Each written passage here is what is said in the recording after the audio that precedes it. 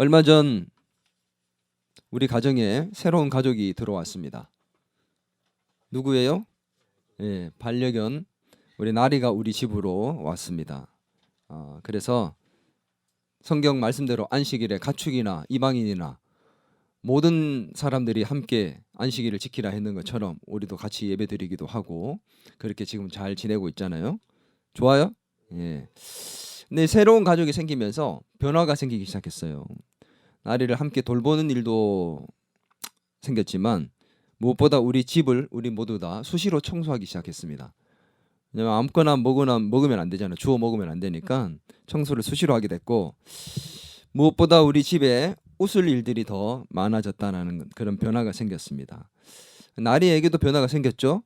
새로운 가족이 생겼고 새로운 삶이 시작되었고 본인을 돌봐주고 관심을 가져주고 또 사랑해주는 가족들이 생겼다는 것, 그런 삶의 새로운 모습이 생겼다는 모든 변화가 우리 모두에게 일어났습니다.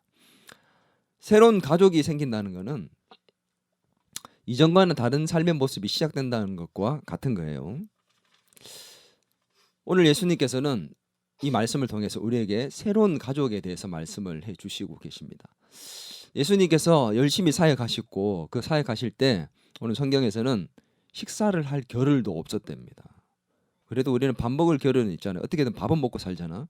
근데 예수님은 식사할 시간도 없을 정도로 바쁘게 지내고 계셨어요. 근데 그때 예수님의 가족, 예수님의 어머니와 동생들, 성경에 보면 남자 동생들, 여자 동생들 모두 다 예수님을 찾아옵니다. 그래서 예수님을 만나고 싶다고 얘기했더니 제자들이 예수님께 가족이 찾아왔습니다 이렇게 얘기를 했어요. 근데 그때 예수님께서 참 당황스러운 말씀을 하셨습니다. 낯선 예수님의 모습을 볼 수 있었어요. 오늘 성경을 우리 같이 읽었을 때 아마 느꼈을지 모릅니다. 예수님께서 가족이 찾아왔다는 말을 듣고 난 다음에 뭐라고 하셨느냐. 33절에서 35절 같이 한번 읽어볼까요? 시작. 대답하시되 누가 내 어머니며 동생들이냐 하시고 둘러 앉은 자들을 보시며 이르시되 내 어머니와 내 동생들을 보라. 누구든지 하나님의 뜻대로 행하는 자가 내 형제요 자매요 어머니니라. 누가 내 어머니와 동생들이냐? 밖에 있는 사람들 아니란 말입니까? 밖에서 지금 기다리고 있는 마리아와 야고보를 비롯한 본인의 그 친동생들이 동생이 아니고 가족이 아니고 앞에 있는 사람들 둘러 앉아 있는 그 사람들을 가리켜서 가족이다 얘기했습니다. 그럼 밖에 있는 사람은 가족 아닙니까? 가족 맞잖아요. 근데 왜 이렇게 말씀하셨을까? 어떤 면에서 참 차갑게 느껴지고 냉대하는 것처럼 느껴지고, 가족이 찾아왔는데 찾아오면 보통 예수님의 모습이었으면 어떻게 해야 되는 게 정상일까요? 어머니가 오셨어? 잠시만 여러분 기다려 주시겠습니까? 제가 어머니 잠깐 뵙고 그렇게 다시 와서 말씀을 전하고 병자를 고치겠습니다. 잠시만요 하고는 딱 내려가셔가지고 나가셔서 어머니! 이렇게 해야 정상이 아니겠습니까? 오셨습니까? 그동안 뵙고 싶었습니다. 어머니! 이렇게 정상인데 예수님께서 가족이 왔다고 하니까, 어머니가 왔다고 하니까 그 정상적인 모습은 오간데 없고 누가 내 어머니며 누가 내 동생들이냐? 너희가 내 어머니와 동생이다. 밖에 있는 사람들 뭐 어떻게 됐을까? 마음이 상처를 받지 않았을까? 들었으면. 왜 이렇게 하신 것일까? 가족과 부모님을 등한시했던 것일까? 오늘 이 말씀이나 또 성경에서 가정에 불화를 주기 위해서 왔다는 그런 말씀들이나 또 특별히 우리 예수 믿지 않는 사람들은 교회가 제사를 지내지 않는 것들을 보면서 뭐라고 생각합니까? 이 기독교 교회를 다니는 사람들은, 예수쟁이들은 부모도 없나 봐. 조상도 없나 봐. 부모 조상도 없이 그렇게 사는 사람들이야. 그렇게 우리를 생각합니다. 진짜 우리가 그렇습니까? 부모도 모르고 조상도 모르는 그런 매정한 그런 종교가 우리 기독교인가요? 그렇지 않습니다. 10계명에 보면 두 부분으로 나눠져 있어요. 1계명에서 4계명까지는 하나님과 관계, 그다음에 5계명부터 10계명까지는 사람들과의 관계에 대한 계명입니다. 근데 그 10계명 중에 첫 번째 계명인 5계명, 아니 사람과의 관계 중에서의 첫 번째 계명이었던 5계명은 내 부모를 공경하라는 말씀으로 시작합니다. 사람과의 관계에서 가장 중요한 것은 부모를 공경하라는 것으로 시작했다는 거죠. 하나님의 계명 중에 있는 것이 부모를 공경하라는 거였어요. 바울의 그 기록이었던 에베소서 말씀 속에서도 6장에 보면 바울이 그 율법에 있는 그 10계명의 5계명을 인용해서 뭐라고 했느냐? 내 부모를 공경해라. 그리고 내 부모를 순종해라. 그리고 한마디 딱 더합니다. 뭐냐? 그것이 옳으니라. 이 옳다는 말은 맞다, 그러다라는 것을 표현하는 그 옳다는 말이 아니에요. 여기에서 옳다는 말, 그리고 성경에서 등장하는 대부분의 옳다라는 그 말은 그것이 옳으니라라고 얘기하는 그 옳다라는 그 원어적인 뜻은 뭐냐면 그것이 인간의 본성이고 근본이다, 이런 말입니다. 내 부모를 공경하고 내 부모의 말에 순종하는 것이 옳으니라. 그것이 인간의 근본이고 본성이다. 너희가 인간이라면 당연히 부모를 공경하고 순종해야 된다. 십계명도 바울도. 예수님은 어떻게 하셨습니까? 예수님께서는 십자가에서 죽기 전에 요한을 불러서 뭐라고 했느냐? 요한아, 여기 있는 어머니 좀 잘 부탁한다. 그 죽음의 그 순간에 누구를 부탁했어요? 어머니를. 과연 예수님이 어머니와 부모님과 가족을 등한시하는 사람인가? 기독교는 그런 존재인가? 그렇지 않습니다. 예수 믿는 사람들은 더 부모를 또 공경하고 가족을 챙기는 것이 맞다라는 것이 성경의 말씀입니다. 그래서 그렇게 할 때에 이 땅에서 우리가 잘 되고 장수한다라는 약속을 주셨습니다. 그래서 바울은 뭐라고 얘기하냐면 이 5계명이 바로 하나님께서 주신 약속이 있는 첫 계명이다. 어떤 약속이요? 네가 부모를 공경하면 이 땅에서 장수하고 잘 된다라는 그 약속을 해주신 첫 계명이다. 그만큼 중요하다는 거죠. 이렇게 중요한 부모 공경, 근데 왜 예수님은 이렇게 냉대하는 것처럼 누가 내 어머니며 누가 내 동생들이냐라고 왜 그렇게 말씀하셨을까? 평상시에 하시지 않던 그 언행을 하실 때는 반드시 이유가 있었습니다. 분명히 이유가 있겠죠. 예수님의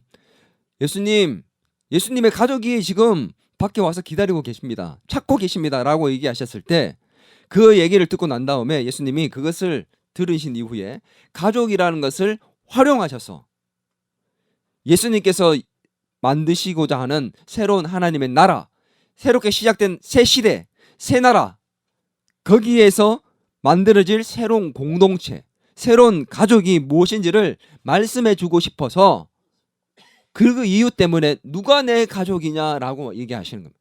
누가 내 가족이야? 밖에 있는 사람이 내 가족이야? 이런 뉘앙스가 아니라는 거죠.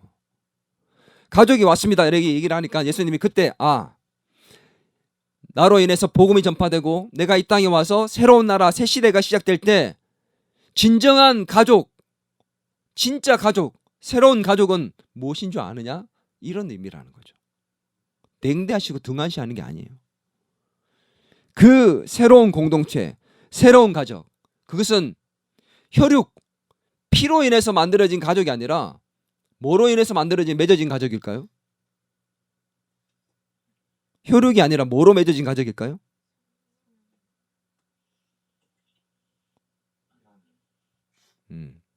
예수 그리스도의 보혈, 부모님의 피가 아닌 예수님의 피, 보혈로 맺어진 가족이 됩니다. 그것이 더 중요한 가족이고 더 우선시되는 가족이다. 그 새로운 공동체, 예수님의 보혈로 맺어진 공동체, 새로운 가족, 그것이 앞으로 만들어질 탄생할 교회였습니다. 예수님은 이 가족이라는 것을 활용하셔서 앞으로 이 새 시대에 교회가 탄생해서 예수님의 피로 맺어진 새로운 가족들이 만들어져서 그들이 복음을 전하는 귀한 사역을 하게 될 것이라는 것을 알려주시고 싶어서 오늘 이 가족이라는 것을 활용하셔서 이렇게 말씀하신 것입니다. 우리는 주 안에서 예수님의 보혈로 그리스도의 예수님의 새로운 가족이 되었습니다. 믿습니까? 아멘. 옆에 있는 분들이 진짜 진정한 이제 예수 그리스도의 보혈로 맺어진 가족이 되었다는 것입니다. 한번 인사하겠습니다. 서로 쳐다보면서 나의 진정한 가족이 되셨군요. 그리고 우리 민선이 그리스도 안에서 우리가 가족이 된 거야. 그냥 교회 다니는 한 교회의 멤버십을 갖춘 것이 아니라 예수님의 보혈로 말미암아 우리가 가족이 된 거야. 우리의 아버지가 예수님이 되고 하나님이 되심으로 우리는 한 아버지를 모시는 한 진짜 영 가족이 된 거야. 이런 새로운 가족, 예수님의 새로운 가족, 하나님 나라의 새로운 가족이 되었을 때 이들은 어떻게 살아야 할 것인가? 오늘 성경은 분명히 말씀해 주고 있습니다. 한번 따라하겠습니다. 예수님을 바르게 알아야 합니다. 새로운 가족은 예수님을 바르게 아는 삶을 살아야 합니다. 21절 같이 한번 읽을까요? 시작. 예수의 친족들이 듣고 그를 붙들러 나오니 이는 그가 미쳤다 하밀러라. 예수의 친척들이 예수님을 찾아왔습니다. 왜 찾아왔다고요? 예수님이 미쳤다 하는 소문을 들었기 때문에. 예수님께서 식사할 겨를도 없이 사역을 하셨지만 말씀을 가르치시고 또 능력을 행하시는 것들을 보면서 사람들이 따르기도 했지만 좋아하기도 했지만 한편 소문이 나기 시작했어요. 내가 죄를 사하는 권세가 있다. 그게 뭐예요? 내가 하나님이다. 신성 모독적인 말들을 막 하기 시작하시고 그런 어떤 파격적인 가르침들, 이때까지 들어보지 못했던 그 바리새인들이 가르쳐왔던 서기관들이 가르쳤던 그런 가르침이 아닌 정말 독특한 가르침들을 가르치니까 사람들이 처음에는 오 신선한데 그러다가 어떤 사람들은 저거 미친 거 아니야? 어떻게 저런 말을 해? 지가 또 결국 하나님이래. 와 미쳤나 봐. 그런 소문들이 나기 시작했고 결국은 예수님이 정말 미쳤다는 소문들이 퍼지기 시작했습니다. 그래서 가족들이 그 얘기를 듣고는 예수님을 데리고 가려고 찾아온 것입니다. 예수님을 미친 것으로 잘못 뭐 한 거예요? 오해한 겁니다. 다르게 얘기하면 예수님에 대해서 바르게 알지 못했다는 겁니다. 바로 알지 못했다는 거죠. 예수님 미쳤어요? 아니죠. 예수님 미치신 분이 아니에요. 근데 바르게 알지 못하고 미쳤다는 소문이 퍼졌다는 겁니다. 오늘 우리는 새로운 가족이 된다면 예수님에 대해서 바로 알아야 됩니다. 여러분은 예수님 바로 알고 있습니까?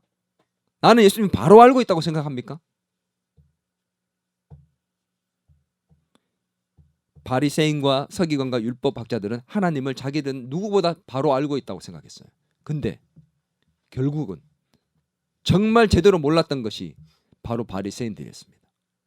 우리도 그럴 수 있어요. 예수님을 내가 잘 알고 있다고 생각했지만 바리새인들 같이 정말 오해하고 사람들처럼 오해하고 잘못 알고 있을 수 있다는 거죠. 이 땅 예수님이 오셔서 전하셨던 게 뭡니까? 예수님은 끊임없이 뭐를 얘기하시냐면 내가 하나님이고 내가 메시아다, 구원자라는 것을 끊임없이 전파하셨어요. 그런데 당시에 많은 사람들은 예수님이 내가 하나님이다, 내가 구원자다, 메시아다라고 얘기를 했지만 가르쳤지만 그것을 믿지 못했습니다. 마태복음 16장에 보면 예수님께서 제자들에게 묻습니다. 사람들이 나를 누구라고 부르느냐? 누구라고 얘기하냐? 물어봐요. 그랬더니 16장 13절에서 14절 같이 한번 읽어볼까요? 시작. 예수께서 빌립보 가이사랴 지방에 이르러 제자들에게 물어 이르시되 사람들이 인자를 누구라 하느냐? 이르되 더러는 세례 요한, 더러는 엘리야, 어떤 이는 예레미야나 선지자 중에 하나이다라고 말합니다. 제자들이 사람들이 뭐라고 얘기하는지를 대답했어요. 뭐라고요? 세례 요한이다. 엘리야가 다시 살아났다. 예레미야다.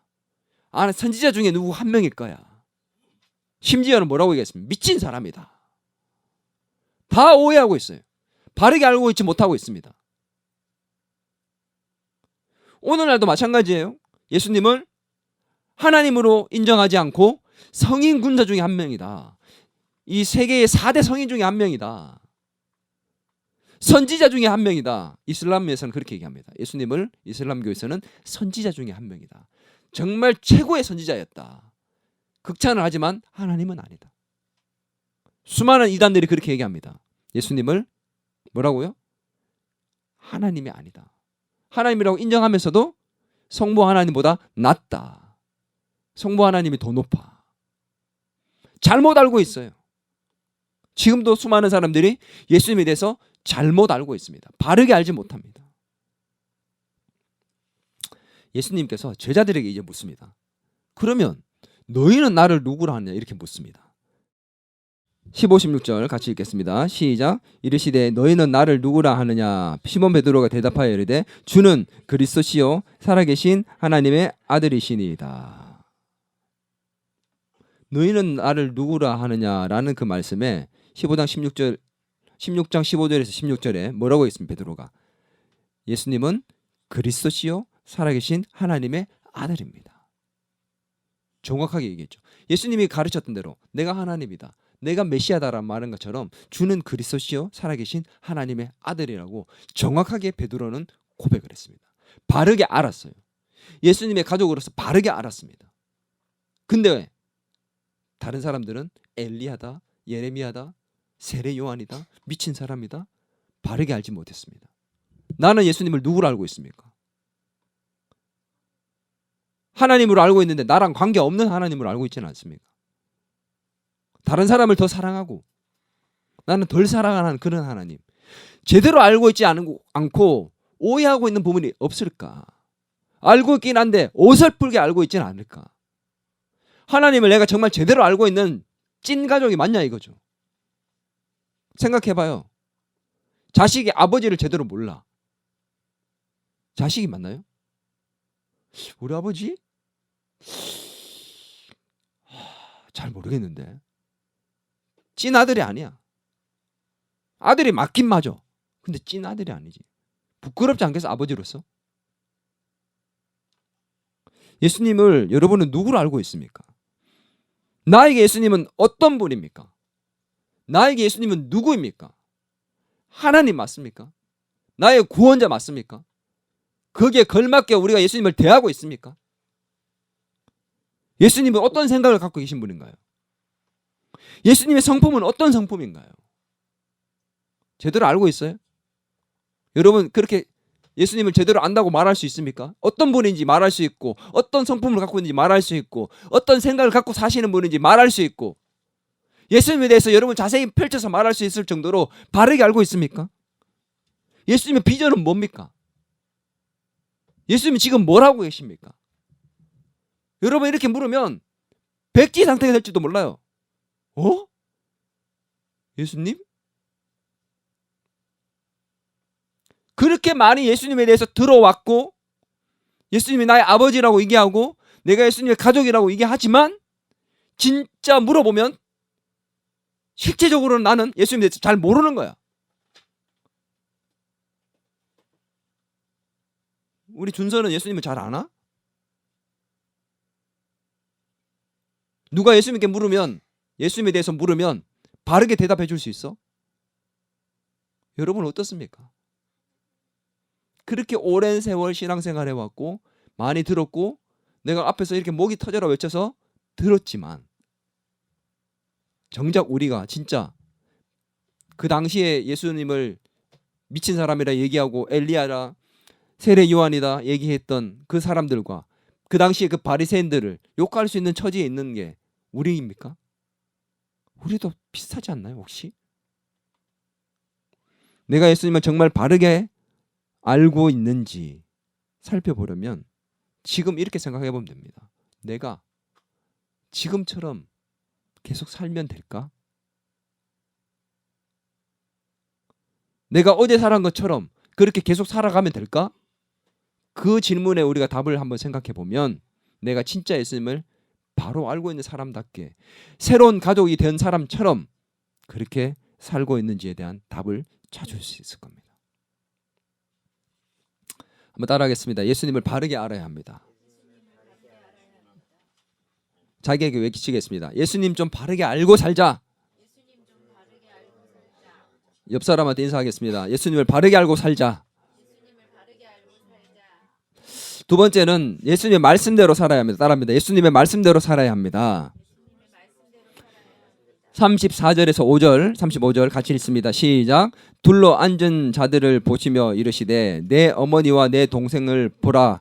누구든지 하나님의 뜻대로 행하는 자가 내 형제요 내 자매요 어머니니라. 누가 하나님의 자녀라고요? 부모고 형제라고요? 하나님의 뜻대로 행하는 자. 이 말은 내가 하나님의 뜻대로 행해야 예수님의 가족이 될 수 있다는 말입니까? 아니면 내가 예수님의 가족이 되었기 때문에 하나님의 뜻대로 행해야 된다는 말입니까? 행해야 가족이 된다는 겁니까? 예수님의 가족이 되었기 때문에 행해야 한다는 겁니까? 전자예요, 후자예요? 예수님의 가족이 되기 위해서 행해야 된다는 것이 아니에요. 예수님의 가족이 되었기 때문에 우리는 당연히 그렇게 하나님 뜻대로 행하며 살아야 한다는 겁니다. 예수님의 가족이 되면 당연히 하나님 뜻대로 행하며 살게 되어 있다라는 겁니다. 오늘 이 말씀에서 보면 둘러 앉은 자들을 보시며 라고 얘기했잖아. 이 둘러 앉은 자들은 제자들을 가리키는 거예요. 그 제자들을 가리키면서 오늘 보면 이 마가복음에는 나오지 않지만 마태복음의 12장 49절에 보면 예수님께서 둘러보시면서 손으로 아예 손짓을 하십니다. 이렇게 누가 내 제자, 누가 내 가족이냐 얘기하실 때 이렇게 손짓을 하시면서 여기를 둘러보시며 제자들을 가리켜서 이 자들이 하나님 뜻대로 행하는 이 자들이 바로 내 가족이다 이렇게 얘기하신 거예요. 누구를 막론하고 누구든지 하나님의 뜻대로 신분과 상관없이 학벌과도 상관없이 외모와 상관없이 돈이 많건 적건 상관없이 누구든지 하나님의 뜻대로 사는 자는 가족이다 이렇게 얘기를 했다는 거죠. 근데 이것을 듣고 있는 사람들이 제자들만 있는 게 아니라 누구를 들으라고 한 거냐면 바로 여기에 있었던 바리새인과 종교 지도자들을 향해서 들으라고 하신 말씀과도 같은 것입니다.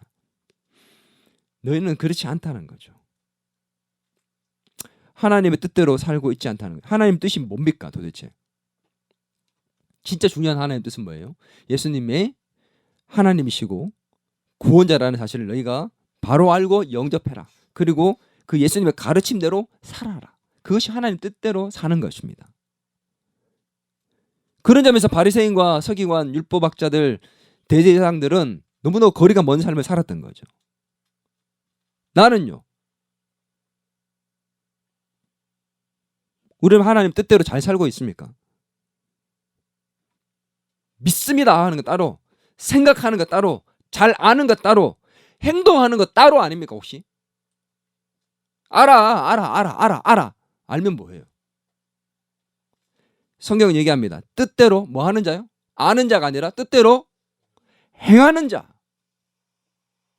행하지 아니하면 그 기초를 어디에 세운다고 얘기했어요? 성경은 모래 위에 세우는 거 똑같아요. 바람 불면 다 무너져요.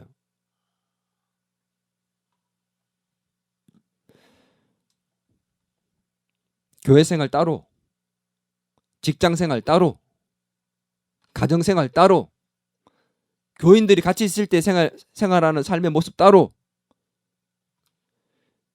다 이중적인 삶의 모습과 이중적인 신앙의 모습을 갖고 살고 있는 것이라면 정말 우리가 말씀대로 살고 있는 하나님의 뜻대로 살고 있는 사람이냐? 여기에는 믿음이 필요할 뿐만 아니라 용기가 필요하고 결단과 실천이 필요합니다. 왜냐? 하나님의 뜻대로 살려고 하다 보면 손해를 보고 희생을 감수해야 될 때가 많기 때문에, 내가 포기해야 될 것들이 많이 생기기 때문에, 그러나 그 포기와 희생과 손해 속에서 세상이 감히 줄 수 없는 기쁨과 감사가 넘치는 삶을 살 수 있습니다. 이게 바로 그리스도인들의 새로운 가족된 사람의 삶의 모습입니다. 아멘. 하나님의 뜻대로 살기 위해서 가장 먼저 선행돼야 될 것이 무엇입니까? 하나님의 뜻이 무엇인지를 분명히 알아야 됩니다. 모르는데 어떻게 살아? 하나님 어떻게 살라고 말씀하시는지를 모르는데 어떻게 살 수 있습니까? 그래서 우리는 뭘 해야 돼요? 성경을 읽어야 돼요. 연구를 해야 됩니다. 성경을 요즘 매일 읽지만 건성으로 읽는다면 아무 의미가 없잖아. 성경을 읽는 그 자체도 중요해요. 그러나 성경을 읽는 그 자체에 만족하면 안 돼요. 성경을 읽으면서 그 말씀의 뜻이 무엇인지를 헤아려야 되고, 연구해야 되고, 알아야 되고, 내 삶으로 옮겨가야 합니다. 큐티를 하고 성경을 읽고 그 자체보다 더 중요한 건 뭡니까? 말씀대로 행하며 사는 것입니다. 새로운 가족이 된다면, 예수님의 가족이라면 뭘 해야 된다고요? 예수님을 바르게 알아야 되고, 바르게 알고 난 다음에 그 예수님의 뜻대로, 하나님의 뜻대로 살 수 있어야 됩니다. 행할 수 있어야 됩니다. 진짜 가족이에요. 오늘 이 새로운 가족이 되기 위해서 어떻게 해야 될까요? 진짜 이 예수님의 가족이 되기 위해서 어떻게 해야 될까? 따라할까요? 예수님을 믿음으로 영접해야 합니다. 마태복음 12장에 보면 똑같은 내용이 나오는데, 거기 시작하는 부분에 보면 예수님께서, 오늘은 이 마가복음에 나오지 않지만 마태복음 12장 시작 부분에는 예수님께서 귀신 들려서 눈이 멀고 말 못하는 사람을 고쳐셨다는 그 내용이 추가적으로 기록되어 있어요. 귀신이 들려가지고 말도 못하고 앞을 보지도 못합니다. 그 사람을 고쳐서 귀신도 내쫓고 말도 하고 눈도 뜨게 했습니다. 이걸 보고 난 다음에 소문이 났을 때 바리새인들이 뭐라고 얘기하느냐? 그렇게 귀신 내쫓는 거 너희들 너무 믿지 마. 그거 왜 그런 줄 알아? 어떻게 그렇게 할 수 있겠니? 귀신 들려가지고 그 예수가 귀신에 들려서 귀신의 왕이 힘을 빌려줘서 귀신의 왕의 힘을 입어가지고 지금 귀신을 내쫓고 있는 거야. 너 정신 바짝 차려야 돼. 잘 봐봐. 걔 말하는 거 한번 봐봐. 미친 거 같지 않아? 좀 이상하지 않아? 귀신 들린 거 같지 않아? 바리새인들 그렇게 얘기했어요. 예수님께서 그 말씀을 듣고 난 다음에 그게 아니라고 가르쳐 주십니다. 비유를 통해서 가르쳐 주십니다. 뭐라고요? 저를 보세요. 나라가 내분이 일어나면 나라 망한다. 가정에서 분란이 일어나고 분쟁이 일어나면 그 가정이 망한다. 사탄도 마찬가지다. 사탄이 만약에 사탄끼리 싸우면 사탄의 나라가 망하는 거야. 사탄이 자기를 스스로 쫓아내면 망하는 거 아니니? 네가 지금 얘기했지, 바리새인. 내가 귀신 들려가지고 귀신을 왕의 힘을 입어가지고 왕의 힘을 능력을 빌려가지고 귀신을 내쫓는다? 그럼 사탄의 나라끼리 지금 분쟁을 하고 있는 건 그건 망할 거 아니냐? 그러면 누가 그런 짓을 하겠니? 그거 아니라는 거죠. 그리고 이 얘기를 덧붙이십니다. 27절 같이 읽습니다. 사람이 먼저 강한 자를 결박하지 않고는 그 강한 자의 집에 들어가 세간을 강탈하지 못하리니 결박한 후에야 그 집을 강탈하리라. 이게 좀 어렵지만 무슨 말이냐 쉽게 얘기해 줄게요. 사람이 어떤 집을 들어가서 무언가를 빼앗으려면 그 집에 사는 사람보다 더 강한 힘이 있어야 돼요. 그죠? 그 집을 빼앗으려면. 강한 자는 누구냐면 사탄을 얘기합니다. 그 사탄을 내쫓기 위해서는 사탄보다 더 강력한 힘을 가진 자가 있어야 된다. 하나님. 그게 바로 나다는 거예요. 예수님께서는 사탄을 내쫓으시면서 내가 사탄이 아니라 사탄보다 더 강한 힘을 갖고 있는 사람이라는 것을 얘기해 주신 겁니다. 그러면서 뭐라고 얘기하시냐? 정말 중요한 말씀을 이제 하십니다. 28절과 29절. 정말 난해 구절이기도 하지만 정말 중요한 말씀입니다. 28절에서 9절 시작. 내가 진실로 너희에게 이르노니 사람의 모든 죄와 모든 모독하는 일은 사하심을 얻되 누구든지 성령을 모독하는 자는 영원히 사하심을 얻지 못하고 영원한 죄가 되느니라. 예수님이 중요한 말씀을 하실 때는, 진짜 중요한 말씀을 하실 때는 항상 얘기하십니다. 내가 진실로 너희에게 이르노니. 뭐라고 얘기했어요? 사람의 죄는 다 용서받을 수 있는데 절대로 용서받지 못하는 죄가 한 가지가 있다. 이 죄는 절대 용서 못한다. 하나님이 정말 사해 주시지 않는 유일한 죄가 한 가지 있다. 아무리 회개해도 안 된다. 이 죄가 뭐냐? 성령을 모독하는 죄다. 성경에서는 다른 말로는 성령을 회방하는 죄다. 이 죄는 회개해도 절대 용서를 못 받고 무조건 지옥 갑니다. 성령 모독죄, 회방죄, 이 죄가 뭐예요? 오늘 바리새인들을 향해서 예수님이 얘기하셨잖아요. 바리새인들이 이거 귀신 들려가지고 지금 하는 짓이야. 그 얘기를 듣고 난 다음에 너희들 지금 그렇게 말한 거는 성령을 모독하는 죄다, 회방하는 죄다, 이건 절대 사함을 받지 못, 너희 나 지옥 가, 이렇게 얘기하신 거 마찬가지예요. 도대체 무슨 죄일까요 이게? 성령 모독죄, 회방죄 무슨 죄일까요? 어떤 죄길래 이렇게 지옥 가는, 회개해도 용서받지 못하는 죄일까요? 왜 바리새인들이 말한 그 말이 성령 모독죄일까요?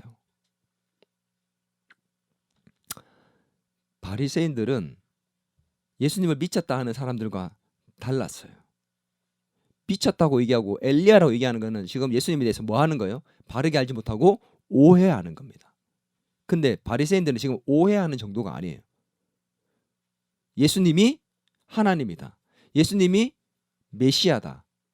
그것을 오해하는 정도가 아니라 뭐 하고 있습니까?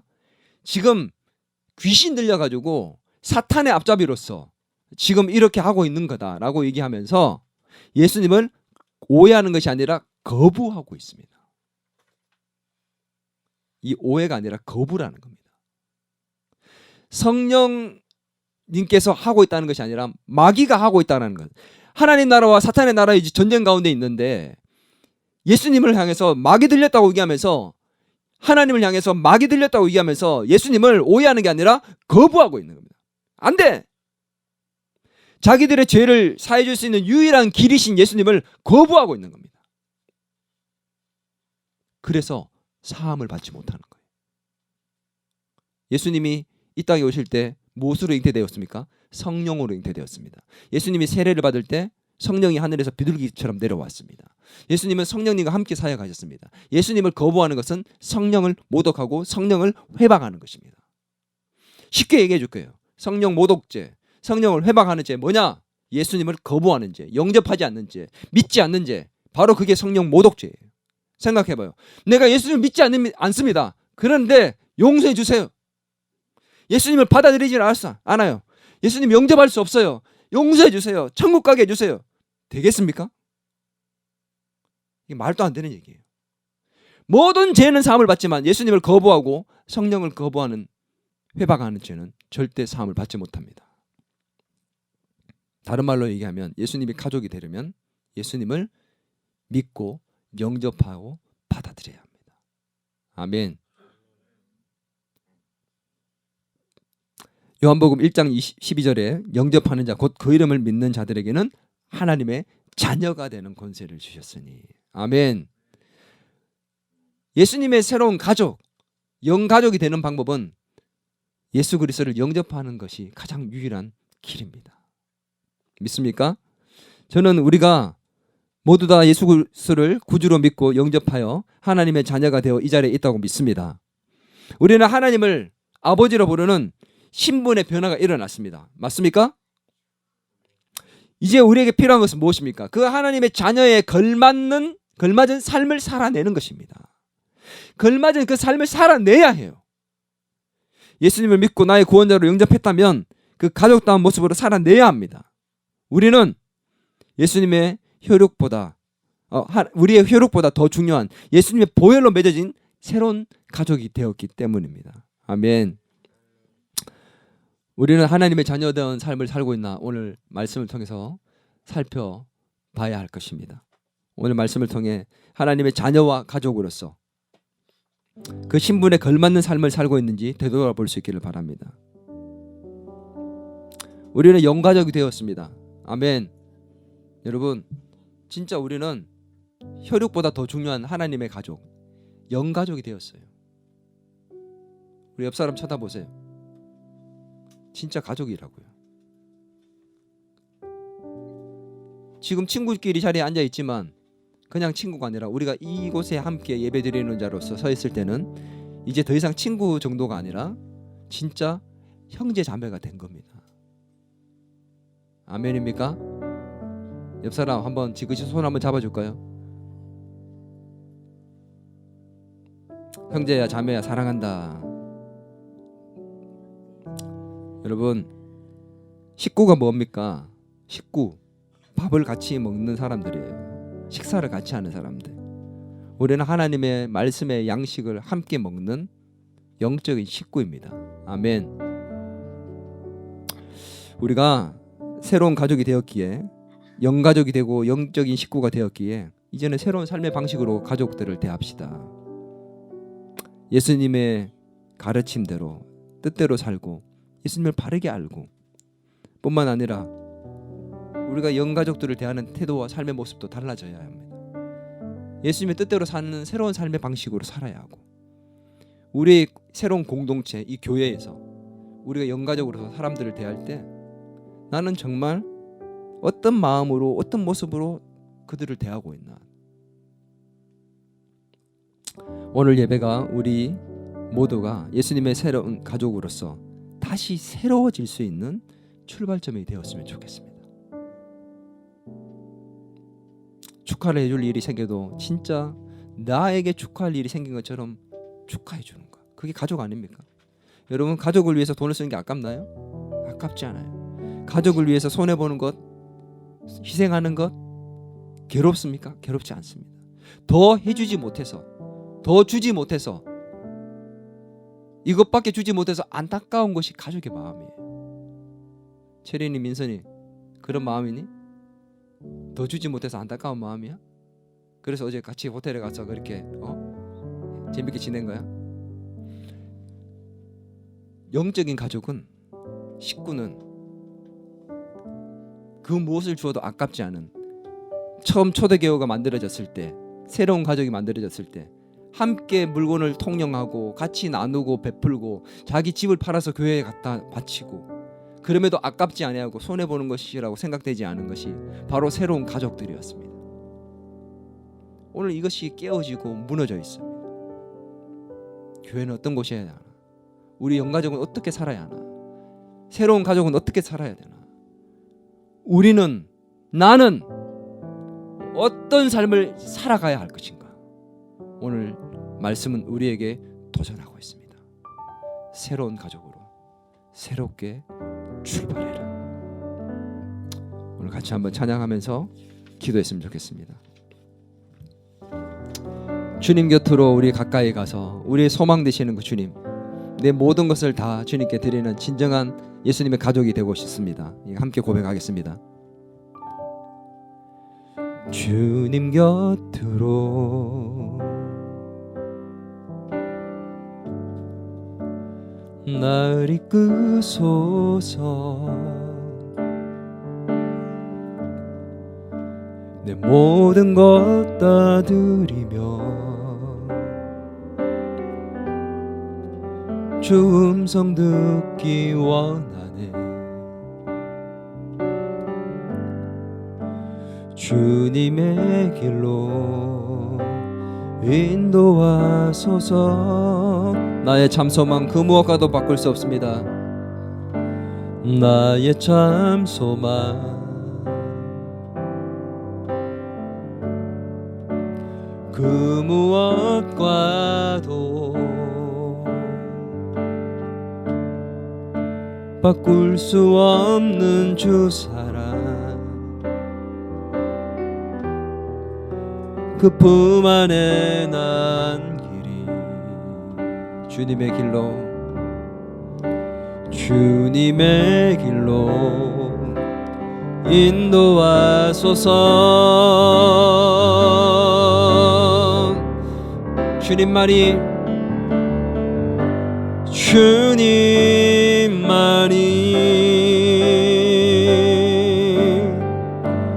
내 모든 것 대신이 주님만을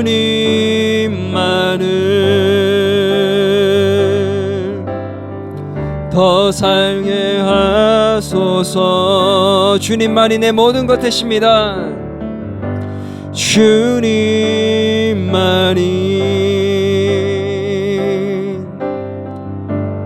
내 모든 것 대신이 주님만을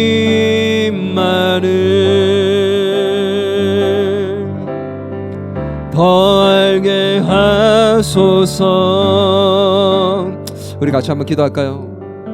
우리가 예수님의 가족이 되었습니다. 나는 진짜 예수님의 가족의 신분에 걸맞은 삶을 살고 있나?